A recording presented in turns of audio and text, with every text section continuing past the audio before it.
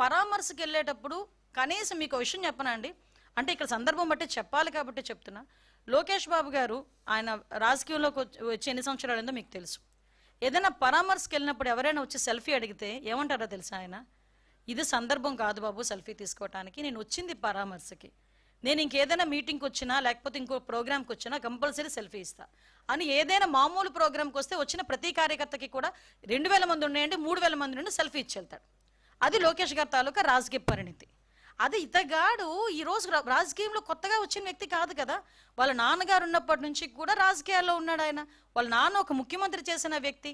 ఈయన రాజకీయాల్లోకి వచ్చి ఇంచుమించు 15 సంవత్సరాల పైన, 20 సంవత్సరాల పైన అయింది. అటువంటి వ్యక్తి కనీసం ఒక మనిషి ప్రాణం గురించి, సొంత వైసీపీ కార్యకర్త ప్రాణం గురించి కూడా ఆలోచన చేయకుండా పక్కకి ఈడ్చిన ట్వీట్ చేసి అతని ప్రోగ్రామ్ని ముందుకు నడిపించుకున్నాడంటే ఇతను పరామర్శ అన్న పేరుకే కానీ అతని బల ప్రదర్శన అన్నది చాలా క్లియర్గా మనకందరికీ అర్థం.